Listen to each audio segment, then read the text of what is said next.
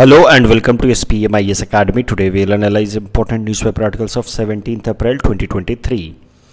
Please note you can download the PDF version of today's newspaper analysis by clicking the link given in the comment section. This is the list of the topics that we will be covering from today's newspaper.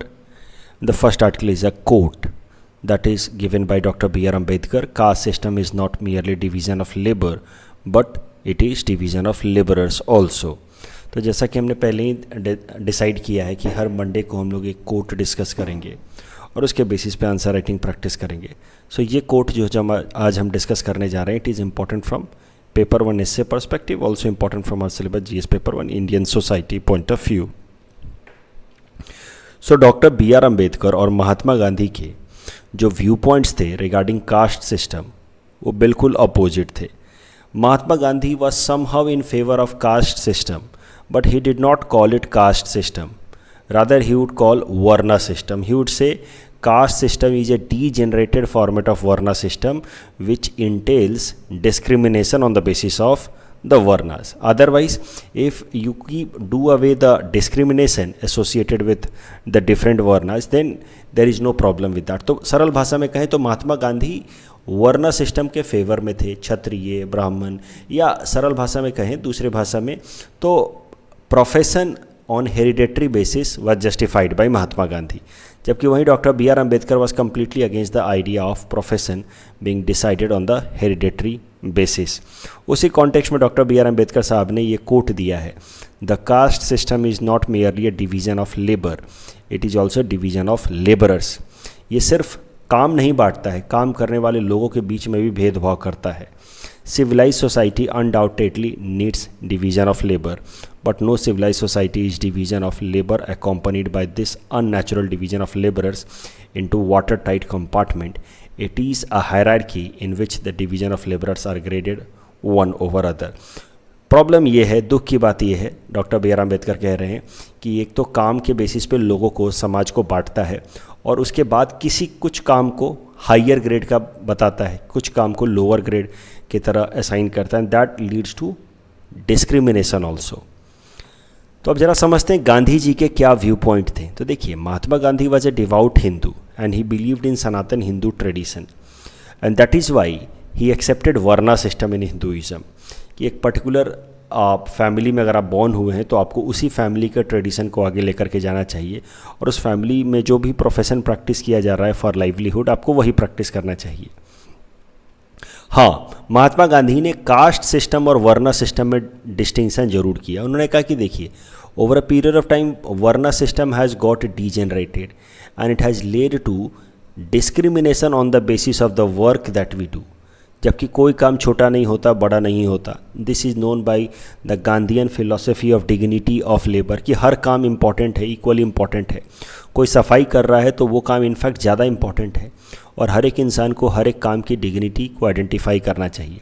तो गांधी जी का मानना था कि varna system over a period of time got graded and it led to discrimination against people performing certain kind of activities, and that is how Varna system got degenerated into caste based discrimination, जिसको हमें दूर करने की कोशिश करनी है. लेकिन cast based discrimination होने का मतलब ये नहीं है कि हम पूरा का पूरा वर्ना सिस्टम को ही रिजेक्ट कर दें. और कास्ट बेस्ड डिस्क्रिमिनेशन को दूर करने के लिए Mahatma Gandhi gave the title of Harijans, that means son of God, to the people of depressed class. आखिर महात्मा गांधी वर्ना सिस्टम को सपोर्ट क्यों करते थे? Why he was he in favour और सपोर्ट ऑफ वर्ना सिस्टम? तो महात्मा गांधी के हिसाब से varna system would lead to economic efficiency. आप एक पर्टिकुलर फैमिली से आते हैं जो एक पर्टिकुलर टाइप के प्रोफेशन को कई सौ सालों से करते आ रहे हैं, तो नेचुरली महात्मा गांधी बिलीव्ड कि ये जो हेरिडेटरी स्किल है that will be passed from one generation to another generation. Potter के बच्चे जो हैं पॉटरी अच्छा करेंगे क्योंकि बचपन से वैसे ही उन्होंने करते हुए देखा है. उसके अलावा जब हर फैमिली के लोग या हर पर्टिकुलर कम्युनिटी के लोगों का अपना प्रोफेशन डिसाइडेड होगा, so that will avoid cut throat competition in society. Otherwise आज के डेट में क्या है, जो काम ज़्यादा फैशनेबल होता है, जो फैसिनेटिंग होता है, अट्रैक्टिव होता है, सब लोग वही काम करना चाहते हैं, and that leads to intense competition, cut throat competition in society. तो महात्मा गांधी जी ने अपने वीकली न्यूज़पेपर हरिजन में लिखा है कि there is no better communism on earth than varna system. तो जैसे मार्क्स का अपना तरीका था कम्युनिज्म को लाने का, महात्मा गांधी की सोच थी कि कम्युनिज्म इस तरीके से लाई जा सकती है। तो बहुत सारी एरियाज़ में आप देखेंगे कि महात्मा गांधी और मार्क्स बहुत मिलते जुलते हैं। मतलब उनका एंड जो है क्लासलेस सोसाइटी, कम्युनिज्म, वो एंड या विजन जो है वो सेम है, लेकिन तरीके या रास्ते अलग हैं। Mahatma Gandhi would stick to the idea of non violence, while Marx should not hesitate from even using violence to attain the final desired outcome। तो गांधी जी के हिसाब से there are some similarities between caste and varna system. The similarity is that profession should be chosen for livelihood on hereditary basis, but the massive dissimilarity is that varna system does not entail any discrimination on the basis of profession, जबकि caste system includes discrimination on the basis of profession. And that is how Gandhi ji said कि caste system ने varna system को पूरी तरह से degenerate कर दिया। या आप कह सकते हैं कि caste system is a degenerated version of varna system. लेकिन अगर वर्ना सिस्टम को ठीक तरीके से फॉलो किया जाए तो गांधी जी के हिसाब से हिंदू ट्रेडिशंस भी फॉलो होंगे, कम्युनिज्म भी आएगा। और ये कास्ट सिस्टम या कास्ट बेस्ड डिस्क्रिमिनेशन को दूर करने के लिए एक सरल सा तरीका है कि we should start identifying the dignity of labour. तो महात्मा गांधी जी का ये कोट यंग इंडिया से अब देखते हैं, varna has nothing to do with caste, it is this travesty of varna that has degraded Hinduism and India. तो जिस तरीके से हमने वर्ना सिस्टम को डिग्रेड किया है उसी कारण से पूरा का पूरा हिंदुइज़्म और इंडिया डिग्रेड हो गया है। Our failure to follow the law of varna is largely responsible both for our economic and spiritual ruin. Natural सी बात है कि डॉक्टर बी आर अम्बेडकर इस आइडिया से उसको एक्सेप्ट नहीं करेंगे, कन्विंस नहीं होंगे कि भाई जो भी आप कह रहे हैं कि आप अपने प्रोफेशन अपनी फैमिली के हिसाब से चुनिए। तो नेचुरल सी बात है कि पॉटर के बच्चे पॉटरी करेंगे, गोल्ड स्मिथ के बच्चे गोल्ड स्मिथ का काम करेंगे, जबकि ब्लैक स्मिथ के बच्चे ब्लैक स्मिथ का काम करेंगे। ज़्यादा पैसा गोल्ड स्मिथ में है के काम में है तो वो हमेशा रिच रहेंगे। Rich people will have always luxurious life and rich people will directly और इनडायरेक्टली इन्फ्लुएंस और practice power over poor people. So Dr. Ambedkar would criticize Mahatma Gandhi कि in the name of Varna system you are trying to perpetuate dominance of influential class over the weaker class. So he would say, Dr. Ambedkar would say कि no, profession should be chosen on the basis of competence। अगर किसी एक particular individual की competence या skills एक particular field में है तो उसको वो फील्ड चुनना चाहिए, ना कि ऐसा जो उसकी फैमिली करती आ रही है। So Dr. B.R. Ambedkar was a strong critic of Hinduism, completely against or opposite of Mahatma Gandhi. तो B.R. Ambedkar would say कि put dynamite on Manu Smriti and explode it. He did not accept Gandhian distinction between caste and Varna system, and he advocated कि caste based discrimination को ख़त्म करने का एक ही तरीका है कि caste को ही ख़त्म कर दिया जाए, और caste को ख़त्म करने का एक ही तरीका है कि हिंदुइज़्म को ख़त्म कर दिया जाए। Because doctor B R Ambedkar had lost all hopes in Hinduism. He would say कि as long as Hinduism stays that will lead to caste system, and as long as caste system is there that will lead to discrimination. So since Dr. Ambedkar had lost all hopes in Hinduism, he himself renounced Hinduism and accepted Buddhism, and he asked all his followers to renounce Hinduism and accept Buddhism because Buddhism gives equality. He was critic of the idea of Gandhi to call the people of depressed class as Harijan. Gandhi ji ने depressed class के लोगों को हरिजन बुलाना शुरू किया। Doctor B R Ambedkar इसके भी critic है कि उनका कहना था कि आपने तो परमानेंट एक लेबलिंग कर दी डिप्रेस्ड क्लास के लोगों को, अब आप उनको हरिजन बुलाएं जिस नाम से ही बुलाएं, आपने एक लेबलिंग कर दी। अब ये लेबल के कारण उनके खिलाफ डिस्क्रिमिनेशन जीवन भर प्रैक्टिस होगा। उसके अलावा doctor B R Ambedkar advocated the idea of inter caste marriages, inter dining in order to completely dismantle the caste system. That is the only way you dismantle caste based discrimination. तो अगर बात की जाए civilised society की तो ये तो बात होगी डॉक्टर बी आर अम्बेडकर और गांधी जी के व्यू पॉइंट के ऊपर on caste system and varna system. बात की जाए डिवीजन ऑफ लेबर की तो कोई भी civilised society is based on the idea of division of labour, क्योंकि कोई भी इंसान वाकई रूप में तो सेल्फ सस्टेनेबल या आत्मनिर्भर तो है नहीं। तो ऐसा तो है नहीं कि अपना घर आप खुद ही बनाते, अपने खाना पीना आप खुद ही उगाते हैं, अपने कपड़े आप खुद ही बनाते हैं, ऐसा तो है नहीं। तो सोसाइटी में हर इंसान को कुछ ना कुछ तो काम करना है, और फिर इस तरीके से शुरू हुआ division of labour. and over a period of time that led to specialization. And thus a society has farmer who produce food, factory workers who produce goods, sweeper who clean buildings and all. But main प्रश्न उठता है who does what work, किसको कौन सा काम मिलना चाहिए, क्योंकि नेचुरल सी बात है हर आदमी चाहेगा कि मैं सीईओ बन जाऊं कंपनी का, कौन वर्कर बनना चाहेगा, राइट? तो किसको कौन सा काम मिले सोसाइटी के अंदर, that is the heart of the discussion.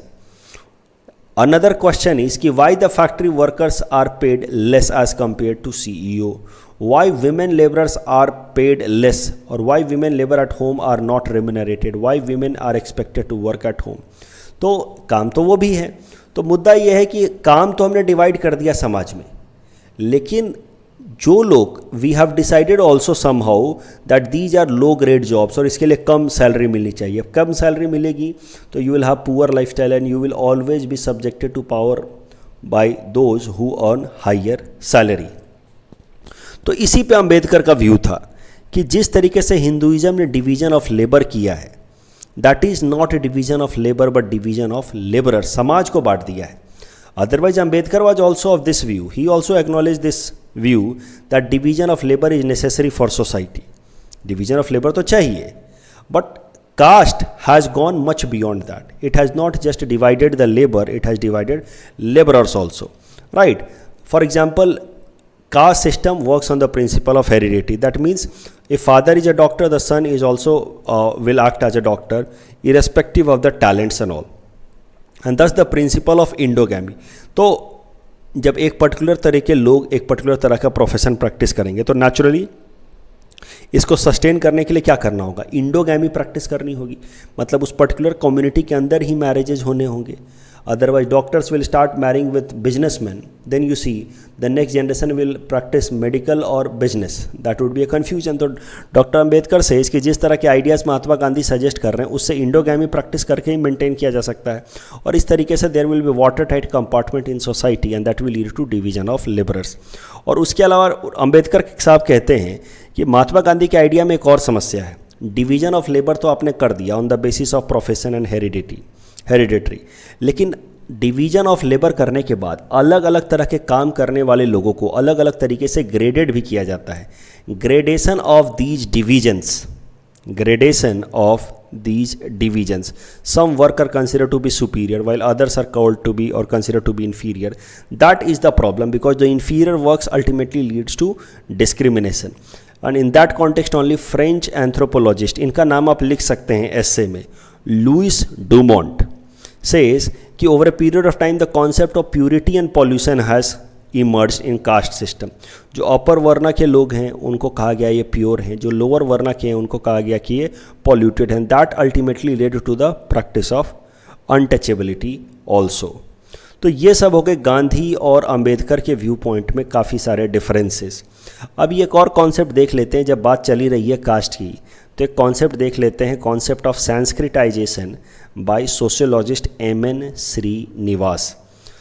तो M N. Srinivas, a well known anthropologist and sociologist, in his book Religion and Society amongst the Coorgs of South India, he says कि Sanskritisation process is being seen up. Sanskritisation होता क्या है? It is a process by which the lower caste or tribe of any other group changes their custom, rituals, ideology and way of life in direction of the higher caste.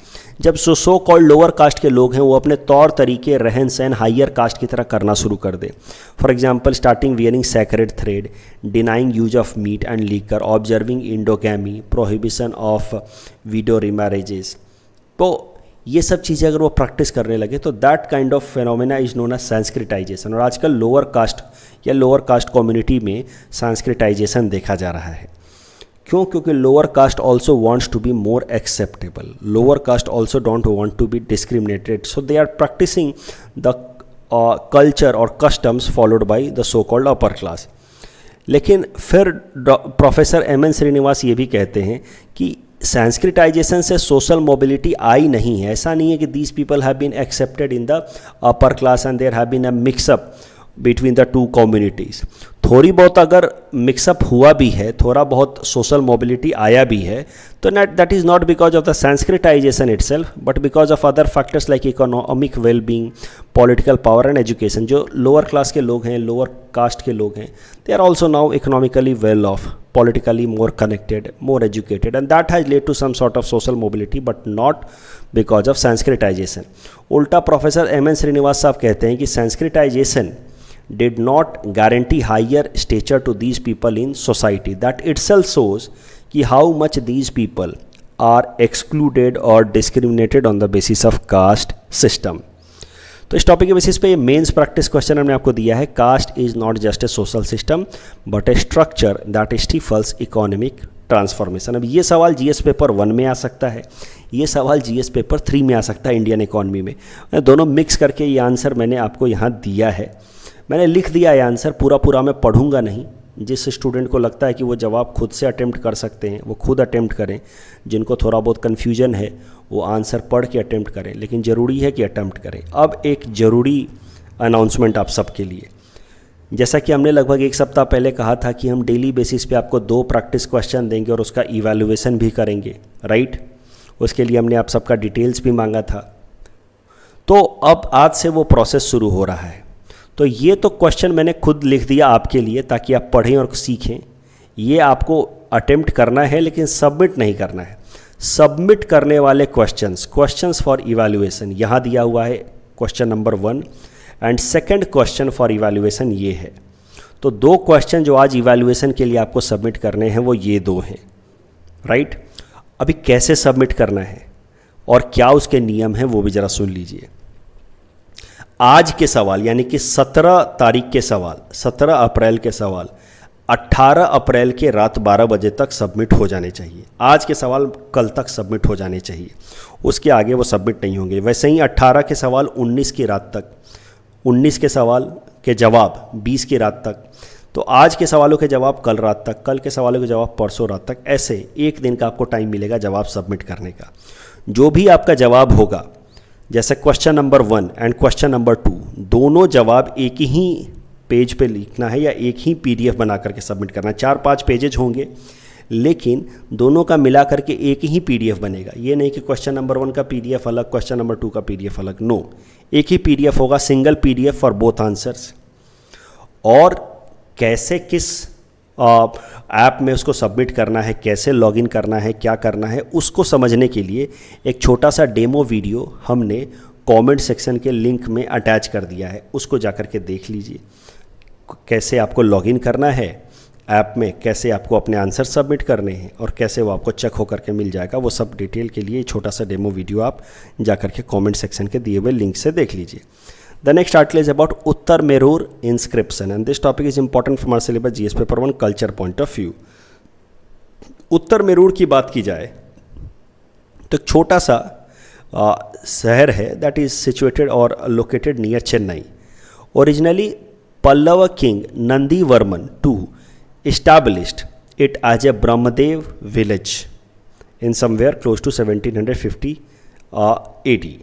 The later part by 9th century the Cholas captured the region and there was an inscription in this period from Pranataka Chola somewhere between 1907 to 1950. What does the famous inscription from the Pranataka one reign say? तो ये famous inscription है जिसको उत्तर Merur inscription नाम से कहते हैं। That gives detail of the functioning of the local sabha that is village assembly in ancient South Indian society. तो इसी चीज़ को जिक्र करते हुए हमारे प्रधानमंत्री नरेंद्र मोदी जी ने कहा है कि उत्तर Merur inscription in Kanchipuram Tamil Nadu is an evidence of India's history of democratic functioning. अब जरा समझिए, डेमोक्रेसी वगैरह पे सवाल आते रहते हैं, ऐसे आता रहता है, रिक्वायरमेंट होगी साबित करने की कि India is land of democracy. आपको याद होगा डेमोक्रेसी समिट हुई थी जो यूएस के प्रेसिडेंट जो बिडेन ने कन्वीन किया था और वहाँ पे हमारे प्रधानमंत्री नरेंद्र मोदी जी ने कहा था कि India is mother of democracy, फिर वहाँ उन्होंने कहा था कि महाभारत या वेदा में भी जिक्र किया गया है डेमोक्रेसी का, और इंडिया आज भी सबसे liberal format of democracy practice करता है, Vasudhaiva Kutumbakam, that reflects in our vaccine Maitri initiative. तो कभी भी डेमोक्रेसी पे आप कुछ लिख रहे हो तो आपको बोलना है कि democracy is not a western initiative, India has been land of democracy, democracy has been practised in India since ancient time. वहाँ पे आप लिच्छवीज का जिक्र कर सकते हैं, Shakya clan, Buddhist Shakya clan का आप जिक्र कर सकते हैं। उसी में आप लिख देंगे Uttaramerur inscription of South India, just to prove कि democracy was there even in North and South India in ancient time and it is not an initiative of western societies. इस टॉपिक के बेसिस पे प्रीलिम्स प्रैक्टिस क्वेश्चन हमने आपको दिया है। Please attempt this question and you can submit the answer in the comment section. The next article is about maternity benefit to adoptive mothers and this topic is important from our syllabus GS paper two governance point of view.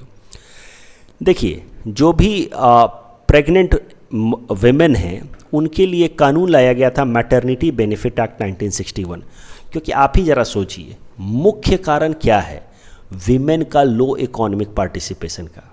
मुख्य कारण है कि women have natural capability to bear child, और इस कारण से normally employers do not tend to have women employees because they know कि these employees may take a break for a longer period of time and that may hamper the economic prospect of the business. तो इस चीज़ को address करने के लिए कि businesses के पास mandatory तरीके से उनको वीमेन को छुट्टी देनी ही हो, उनको इस ग्राउंड पे निकाल ना पाए, कानून लाया गया मैटरनिटी बेनिफिट एक्ट 1961 में ही लाया गया। वो ऐसे सारे ऑर्गेनाइजेशंस पे, गवर्नमेंट ऑर्गेनाइजेशन या वैसे ऑर्गेनाइजेशन जहाँ पे 10 से ज़्यादा एम्प्लॉयज़ वर्क करते हैं वहाँ पे एप्लीकेबल होता है। तो main purpose of this act was to regulate the employment of women in such organisations. इसमें कुछ नियम बनाए गए। इसमें एक नियम था right to have paid maternity leave up to 12 weeks, कि वीमेन अगर प्रेग्नेंट है and if she is about to deliver तो उस केस में उसको 12 सप्ताह का पेड लीव मिलना चाहिए, यानी कि उसको नौकरी से आप निकाल नहीं सकते, आपको 12 वीक का पेड लीव देना होगा, और ऐसा ना करने वाले को 3 साल की सज़ा भी हो सकती है। बाद में मैटरनिटी बेनिफिट एक्ट में कई सारी नई चीज़ें भी ऐड की गई। सबसे इंपॉर्टेंट प्रोविज़न ऐड किया गया मैटरनिटी बेनिफिट एक्ट 2017 में कि 12 वीक को बढ़ा करके कर दिया गया 26 वीक्स। अगर बात की जाए मैटरनिटी बेनिफिट एक्ट 2017 की, दैट वाज अमेंडमेंट ओवर 1961, तो 12 वीक के पेड लीव को बढ़ाकर कर दिया गया 26 वीक्स। उसके अलावा बोला गया था act made it mandatory for employers in establishments with 30 women और 50 employees overall to provide creche facilities either in the office और any place within 500 metres. And working mothers will be permitted to make 4 visits during working hours to the creche, and then the employer may permit a woman to work from home if it is possible to do so, and every establishment will have to make these benefits available from time of appointment. तो ये सब तो इतने सारी चीज़ें ला दी गई women की empowerment के लिए, इकोनॉमिक एम्पावरमेंट के लिए, more and more employment opportunities के लिए, लेकिन फिर भी इशूज़ ये हैं कि विमेन का पार्टिसिपेशन इन इकोनॉमिक अपॉर्चुनिटीज़ बढ़ नहीं रहा है, उल्टा घट ही रहा है। एक तो सबसे पहला कंसर्न इस कानून में यह है कि अनऑर्गेनाइज सेक्टर में काम करने वाली वीमेन इसमें कवर्ड नहीं है।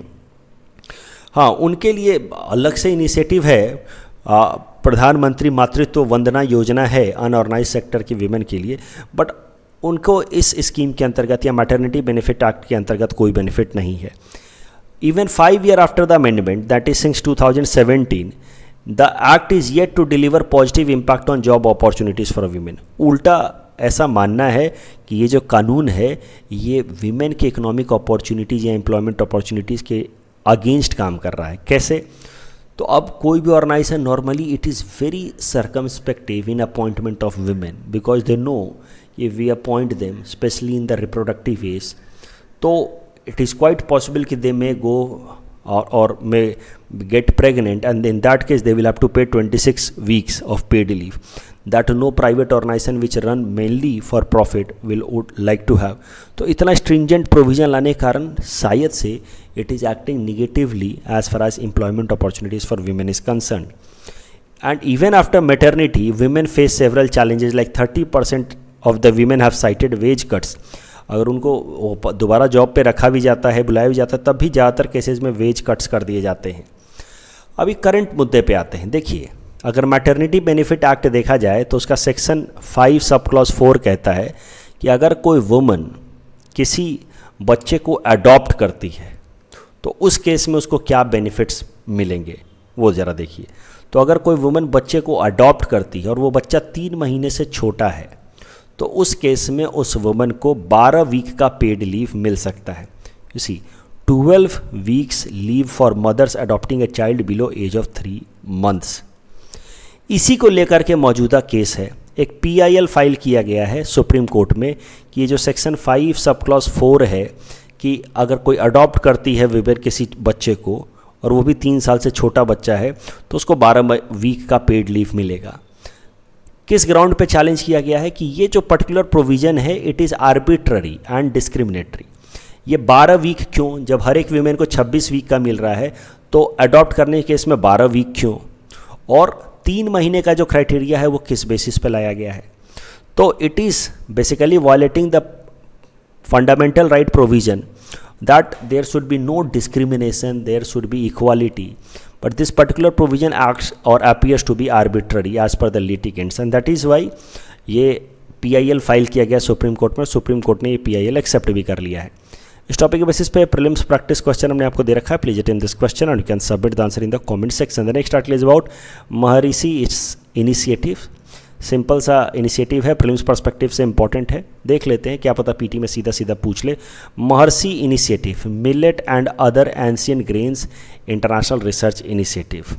ये महर्षि initiative will focus on research and awareness about agro biodiversity food security and it is in line with the international year of millet. सरल भाषा में आप देखिए, ये 2023 का साल इंटरनेशनल ईयर ऑफ मिलेट तो है ही, और महर्षि इनिशिएटिव जो है मेनली मिलेट या बाकी जो एंशियंट टाइम से ग्रो किए जा रहे ग्रेन्स को वापस से प्रमोट करने पे फोकस करेगा। जो महर्षि इनिशिएटिव है it has been taken under G20 meeting. G20 के अंदर भी एग्रीकल्चरल चीफ साइंटिस्ट की मीटिंग हुई, meeting of agricultural chief scientist of G20 countries. तो अलग अलग G20 देशों के एग्रीकल्चरल चीफ साइंटिस्ट की मुलाकात हुई वाराणसी में और वहाँ पे ये महर्षि इनिशिएटिव को अडॉप्ट किया गया। ये है फॉडर कंटेंट और mother of India, mother of democracy, उसमें उत्तर में रूल इंस्क्रिप्शन की बात कर लेंगे, मैटरनिटी बेनिफिट एक्ट की बात की।